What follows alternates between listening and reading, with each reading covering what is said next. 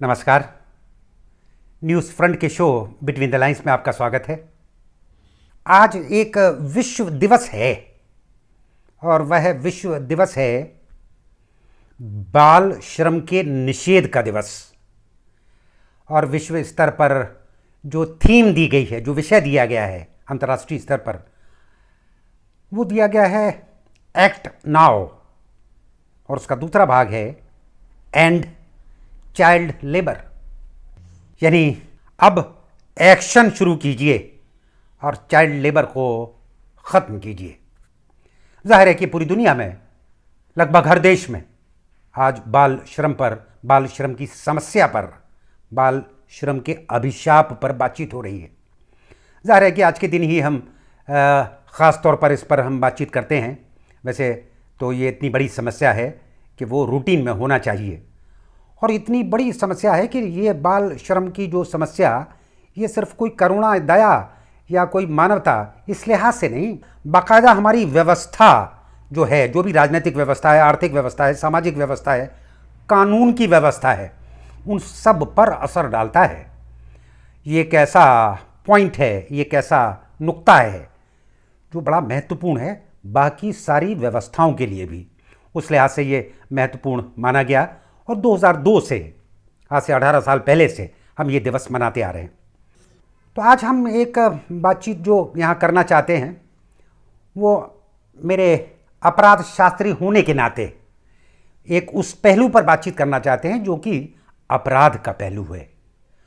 और अपराध शास्त्री पहलू की जब हम बात करते हैं तो वो अपराध शास्त्र का जो पाठ्यक्रम है, उस पाठ्यक्रम में बाल श्रम को कहाँ लिया जाता है, कैसे लिया जाता है, उसकी किन पहलुओं पर हम बातचीत करते हैं, उसका जिक्र आज के इस कार्यक्रम में हम करेंगे। अपराध शास्त्र के पाठ्यक्रम में इसको जो शामिल किया गया,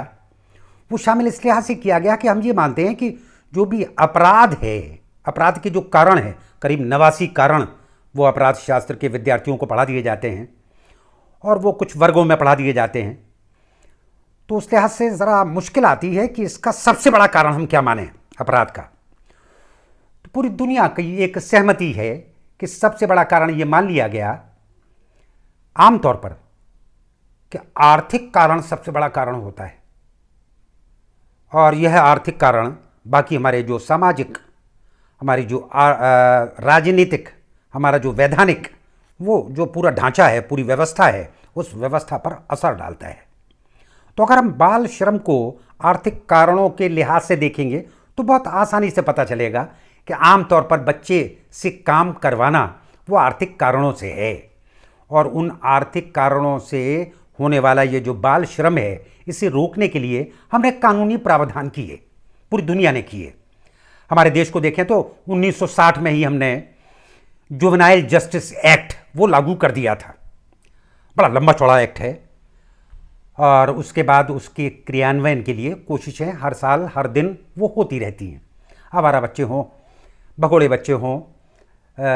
जो उपेक्षित बच्चे हैं, उन सब के लिए व्यवस्थाएं हैं, बाकायदा मंत्रालय बने हुए हैं, और बड़ी ज़ोर शोर से हम उसकी बातचीत करते हैं, और अंतर्राष्ट्रीय स्तर पर हम रिपोर्ट भेजते हैं कि भाई हमारे यहाँ क्या हो रहा है। तो वो तो खैर नहीं, उसकी ज़्यादा चर्चा और वैसे आमतौर पर हो जाएगी। आमतौर पर जो दूसरे विद्वान हैं, जो सामाजिक क्षेत्र के विद्वान हैं, जो आर्थिक क्षेत्र के विद्वान हैं, वो सब इसकी बातचीत करेंगे। लेकिन आज हम बातचीत करेंगे सिर्फ आर्थिक पहलू की। तो जब हम अपराध का कारण, उसकी चर्चा करते हैं, इटियोलॉजी की चर्चा करते हैं, तो एक बात उसमें आती है कि बच्चे का विकास, कि अगर बच्चे के विकास में कोई अवरोध आ जाए, अगर वहाँ कमी रह जाए, तो संभावना रहती है कि वह आगे जाकर अपराधी बन सकता है। और इसीलिए जोर लगाते हैं कि बच्चे के विकास पर जोर दिया जाए। और बच्चे के विकास के लिए जो मनोवैज्ञानिक हमारा क्षेत्र है, जो मनोविज्ञान की पढ़ाई है, उसमें वो सामान्य मनोविज्ञान में हम पढ़ा लेते हैं। लेकिन जो असामान्य मनोविज्ञान का क्षेत्र है, जो आमतौर पर अपराध शास्त्री जो अपराध मनोविज्ञान के क्षेत्र में वो पढ़ता है या समझता है, उसकी चर्चा हम आज ख़ास तौर पर करेंगे। आमतौर पर माना जाता है कि एक दिन के बच्चे से लेकर, नहीं, एक दिन का बच्चा जब हुआ तभी से ये सामाजिकरण की प्रक्रिया शुरू हो जाती है। अलबत्ता शिशु में जो 3 साल तक का बच्चा है उसमें हम ये मानकर चलते हैं कि जो माँ बाप हैं और ख़ासतौर पर माँ है वो उसकी जो देख रेख करती है, वो देख रेख अगर उसमें कहीं कोई कमी रह जाए, कुछ ऐसी परेशानी हो जाए तो वो आगे जाकर उसके विकास पर प्रभाव पड़ना शुरू हो जाता है। 3 साल के बाद जो बच्चा, जो शिशु है, जब वो बाल्यकाल में आया, जब वो चाइल्डहुड में आया, उसके बाद एक अलग से प्रक्रिया बनती है और एक ख़ास एज, उसकी चर्चा हम पहले भी कर चुके हैं, 7 साल की उम्र जिसमें विवेक का निर्माण होता है। मनोविज्ञान जो है हमारा क्षेत्र, वो उसने स्थापित कर दिया कि भाई 7 साल के बच्चे में ये विवेक के निर्माण की प्रक्रिया शुरू हो जाती है, बल्कि वो ये कहें कि उसका निर्माण वहाँ हो जाता है। वो अच्छा बुरा उसके समझने लायक जो स्थितियाँ हैं वो बन जाती हैं। तो आमतौर पर हमने माना कि 7 साल से लेकर 17 साल तक के बच्चे पर हम जोर लगाएं और वे सारी स्थितियां हम दूर करें जिससे कि उसके अपराधी होने की जो संभावनाएं हैं वो कम हो जाएं।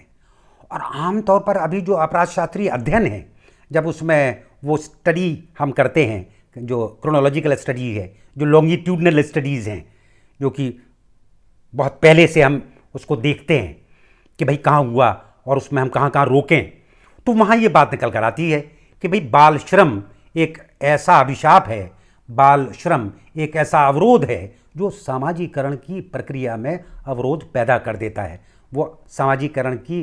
जो प्रक्रिया है उसको विकृत कर सकता है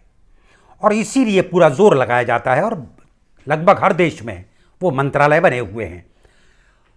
न सिर्फ सरकारी स्तर पर, बल्कि अगर हम देखें तो सामाजिक स्तर पर भी बड़ी भूमिका समाजशास्त्रियों की इसमें रही है।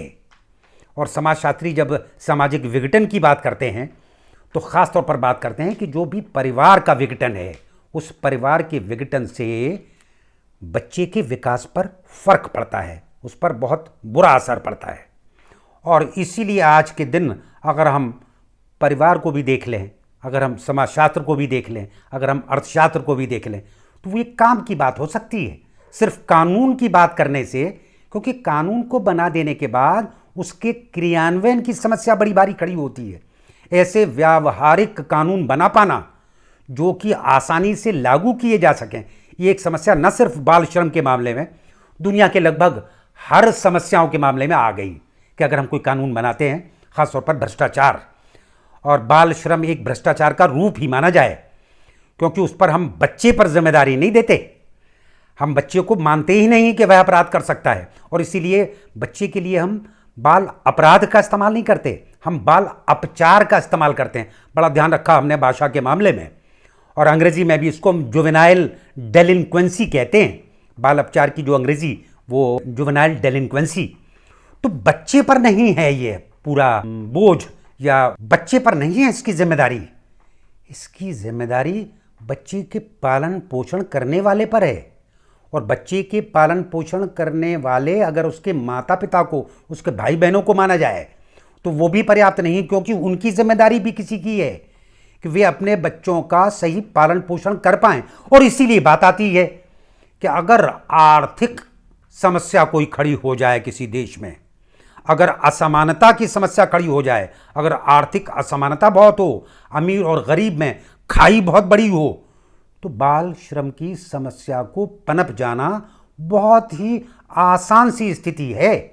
और आज अगर हमारे देश में बाल श्रम की इतनी बड़ी समस्या खड़ी हो गई, बहुत साल से है, कई दशकों से हम इसकी चर्चा कर रहे हैं। एक आंकड़ा देखें कि अभी पेंडेमिक आने के पहले, यानी महामारी आने के पहले, ये आंकड़ा करीब 1,20,00,000 ये बताया गया था। और अभी जो बात आई कि जो महामारी आई, उस महामारी ने सबसे ज़्यादा अगर कोई असर डाला तो वो हमारे अर्थशास्त्र पर डाला, हमारी अर्थव्यवस्था पर डाला। और उस अर्थव्यवस्था का सीधा असर वो ये हुआ कि सबसे ज़्यादा चिंता में बच्चे आए, चाहे वो स्कूल के बंद होना देख लें,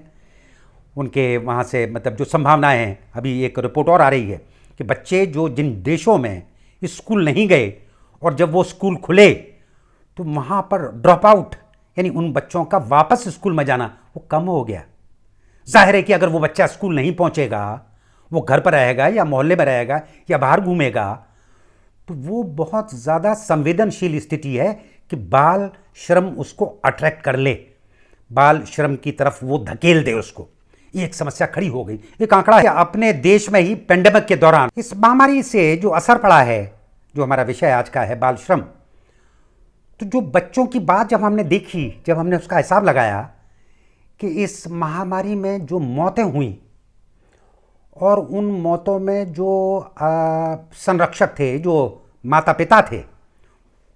तो उनकी जो मौतें हुई, चाहे दोनों की चाहे एक की, उससे जो बच्चे अनाथ हुए उनका आंकड़ा 30,000 है। 30,000 बच्चे महामारी में के कारण वो और बढ़ गए, जो कि बाल श्रम के लिए संवेदनशील हो गए। अगर ये समस्या सिर्फ पेंडेमिक की, अगर हम ये पेंडेमिक के असर की उसकी चर्चा करें, तो अभी जो हमें कोशिश करना है और जो हमारी थीम है एक्ट नाउ, तो एक्ट नाउ में सबसे पहले देखना पड़ेगा हमें कि महामारी ने जो तबाही मचाई है और उस तबाही का असर जो बच्चों पर हुआ है, उसके लिए हम क्या करने वाले हैं। जाहिर है कि आज के दिन अगर कोई चर्चा हो अगर एक्ट नाउ की, तो एक्ट नाउ में जो इमरजेंसी का एक्ट है, वो एक्ट इन बच्चों की जिम्मेदारी, वो चाहे सरकारी स्तर पर हो, वो चाहे कॉरपोरेट सोशल रिस्पॉन्सिबिलिटी के स्तर पर हो,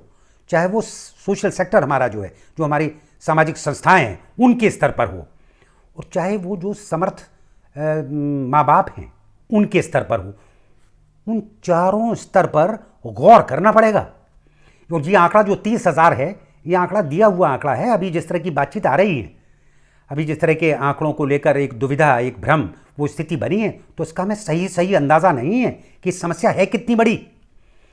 और आने वाले समय में अभी जो असर हमें दिखाई देगा 2-4 साल में, वो तो है ही, लेकिन अपराध शास्त्रीय अगर पहलू देखें हम, तो आने वाले समय में जब ये एडल्ट होंगे, अगर यहाँ पर कमी रह गई, तो वो जो समस्या खड़ी होगी, अपराध की समस्या, वो जो हमारी लॉ एंड ऑर्डर की समस्या, उसका संबंध है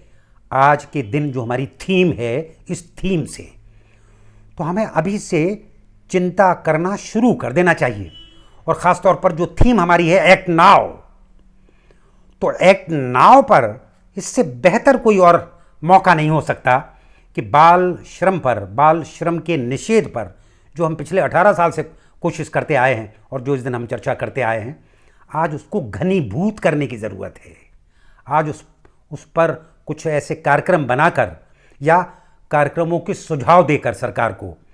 उसको ज़रा और तेज़ करने की ज़रूरत है। जैसा कि हमने पहले कहा, सरकारी तौर पर तो खैर जो कोशिश हो रही है, और वो तो हम सिद्ध कर देंगे इस बात को, वो तो मतलब एक सामान्य सी बात है कि जो सरकारी निवेश है, जो सरकारी खर्च है अर्थव्यवस्था को तेज़ी से बढ़ाने का, वो साबित कर देंगे कि वो हमने अगर बढ़ाया तो उस बढ़ाने के बाद वो असर हो जाएगा इसका, क्योंकि आर्थिक कारण है और उस आर्थिक कारण को हम, लेकिन जो सामाजिक स्तर पर होने वाले काम है, सामाजिक संस्थाएं हैं, आज से 5-7 साल पहले जो संस्थाएं बहुत जागरूक रहा करती थी, जो अभी गायब सी हैं, जो बड़ी निष्क्रिय सी हैं, उनके लिए ये एक आ गया है मुद्दा, उनके लिए एक विषय आ गया है अपना जो भी सरोकार है वो दिखाने का। और इधर पर जो सोशल रिस्पॉन्सिबिलिटी कॉरपोरेट की है,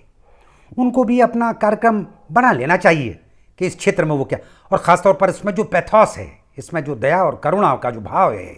बच्चे के साथ, जो इस तरह की स्थिति है जो कि बहुत ज़्यादा उपेक्षा वाली हमें दिख रही है, तो उस पर अगर वो कोई काम करते हैं, सारे क्षेत्र, चाहे सरकार का, चाहे कॉरपोरेट का, चाहे सोशल सेक्टर का, जो सामाजिक संस्थाएं हैं, और चाहे व्यक्तिगत स्तर पर जो भी हमारे अभिभावक हैं, उनके स्तर पर इस क्षेत्र में होने वाला काम वो बहुत ज़रूरी सा काम है। और आने वाले समय में, क्योंकि इसके तत्काल प्रभाव नहीं दिखते, लेकिन अपराध शास्त्रीय पहलू से देखें कि अपराध के नियंत्रण पर, अपराध के न्यूनीकरण पर अगर कोई काम होना हो, तो ऐसे महामारियों के दौरान होने वाली जो समस्याएं इस तरह की खड़ी होती हैं, उन समस्याओं के निराकरण के लिए जो हम काम करते हैं वो बहुत लंबे वक्त तक असर डालता है। तो इन सभी स्तरों पर जो भी हम काम करेंगे, वो भविष्य में जो हम समाज का निर्माण करने की कल्पना करते हैं, उस भविष्य में उस समाज की कल्पना को साकार करने के लिए बड़ा काम होगा। धन्यवाद।